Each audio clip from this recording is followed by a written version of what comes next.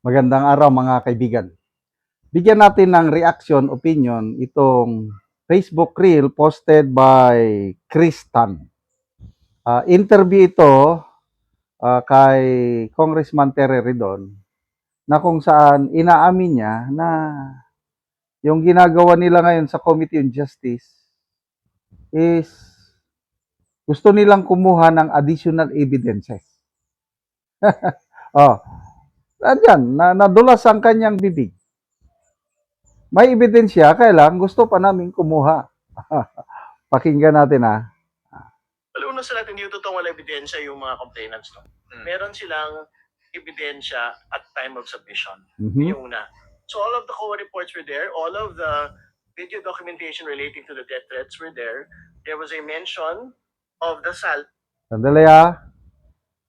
Yung sabi niya, all of the COA reports were there. Meaning yung notice of disallowance. Narinig ko mismo si Congresswoman Luistro nung in-interview siya na, I think, si Ted Filon. Inamin ni Congresswoman Luistro na wala pa sa kanila yung notice of disallowance tungkol sa confidential funds ni VP Sara. Magre-request pa daw sila sa COA. So, sino sa kanila ang nagsasabi ng totoo?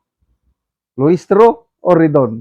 Hindi sila nag-compare notes siguro. O, nandun daw ang COA reports. O, tuloy natin. Of the Vice President. So basically, it is essentially complete submission. Yun yung una. So all of the COA reports were there. All of the video documentation relating to the death threats were there. There was a mention of the SALN of the Vice. Yan. There was a mention of the SALN. Minention lang. Kailang walang naka-attach na SALN. Kaya ang Committee of Justice on Justice, ang nagsupwena sa Ombudsman na isubmit ang mga SALN ni BP. Yun na yung tinatawag na fishing expedition. O, di ba, nadulas? There was a mention of SALN. Kung ikaw magreklamo ka, kina-charge mo ng illegal wealth yung isang tao, ikaw ang magpatunay, mag-submit ka ng dokumento. O ito ngayon, there was a mention of the SALN. Mention lang, narrative lang, aligasyon na walang ebidensya. You see? President. So basically, it is essentially complete. More importantly, yung Mariaga affidavit was also there. So basically, the subpoenas on the tax documents, corporate documents, everything else within the hearing proper, it is just to get additional evidence and documentation. Yun. O, di ba? Yung mga subpoena is to get additional evidences and documentation. O, yun na yung sinasabi ni ex-Supreme Court Justice Asconiana. Do not add, do not improve on the evidences submitted by the complainant. Because that is already a fishing expedition. Supreme Court Justice na yan ang nagsasabi. Kaya, napilitan, mga abogado, nagsampa ng petisyon kasi sumusubra na sa kapangyarihan ng Committee on Justice. Hindi pa ako may karanasan na ako sa ganyan yung reklamo, piskalya muna. Sa piskal, wala pang kaso dyan. Inquiry o preliminary investigation pa lang. So yung, example, ako yung nireklamo. Yung nagreklamo sa akin, nag-submit ng affidavit, i-attach niya doon yung kanyang mga ebidensya laban sa akin.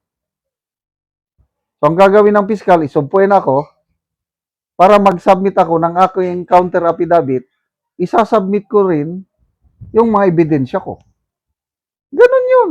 So, ang piskal ngayon, depende sa bigat ng ebidensyang sinabmit ng complainant, ako naman, depende sa isinabmit kong ebidensya to prove na hindi totoo yung aligasyon, titimbangin ng piskal. Kung may probable cause ba na nagawa ko yung krimen na ina-accuse sa akin. Ganun lang. Wala pang nangyari sa Pilipinas na ang piskal ay tutulungan niya yung complainant na mag-produce ng ebidensya. Wala pang nangyaring ganyan. Ang piskal either indict niya yung tao or ibasura niya yung ganun lang yun. Kaya ang nangyayari dito sa ating sa impeachment ni BP Sara, itong mga kongresista na tumatay yung piskal o prosecutor, tinutulungan nila ang mga complainant labang kay BP Sara na mag-produce ng ebidensya. Yan ang nangyayari ngayon. Kaya, kumanda kayo sa Supreme Court dahil pinapasubmit na sila ng kanilang counter-reply. Tuloy natin. Wala akong nagsasabi in the Constitution and in the rules na kailangan po complete yung pong mga dokumento at ebidensya at the time of filing.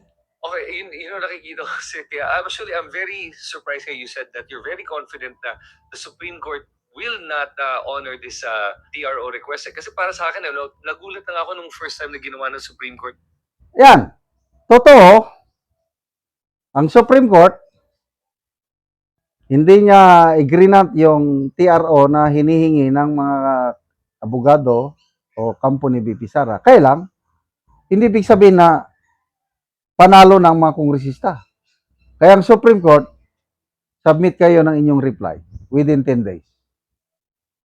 Kung hindi nila galingan ang submit ng reply, ang Supreme Court ngayon, titimbangin niya na yung arguments company BP Sara versus the arguments ng HOR, humanda kayo.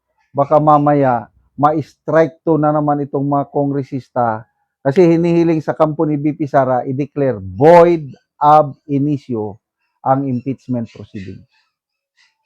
So good luck po, Congressman Ridon. Sana by this time, manalo kayo para ako, gustong-gusto ko matuloy na ang trial sa Senado dahil makakapanood na tayo ng bloodbath. Salamat mga kaibigan sa inyong pagsubaybay sa channel na ito. Nakakatulong kayo ng malaki sa tribong Talandig ng Bukidnon dahil namimigay tayo ng libreng yero at pako para itong tribong ito makapagpatayo naman sila ng mas maayos na tirahan. Panoorin nyo ang video na ito. Ano na yung nahatag ni nanay nga yero nga iyang iatop karon. So gitabangan lang siya sa pagdala kay Bugatman. Kung karon mo na ni ang atop sa balay ni nanay nga yero. So mga dako na gyud og buslot. Muna ni ang iyang atopan karon. So pulihan niya sa nahatag nga yero sa iya ha.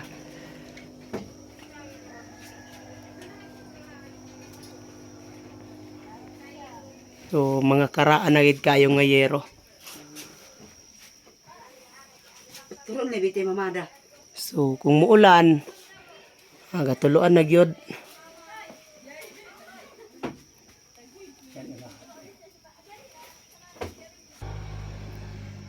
So gipang isklastipan lang gani ang uban.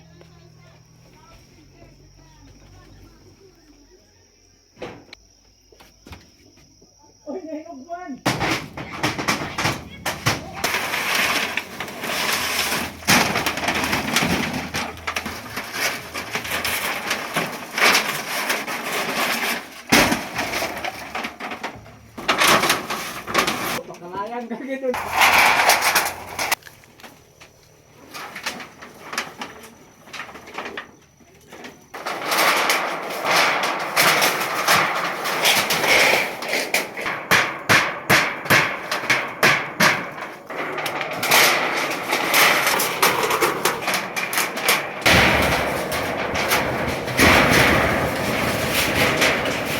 karon human na gyud sa pag-atop ang gihatag ni nanay nga yero. So nakaatop na gyud siya, di na gyud siya maulan.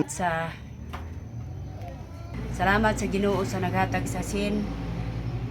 Nagyod, Mm. dili na gid mi maulanan. Oo, so balo na ka nanay. Oh, So pila na ka tuig sa imong pagkabalo? galima na ka tuig. So 5 na ka tuig. So naalang ka karon ka.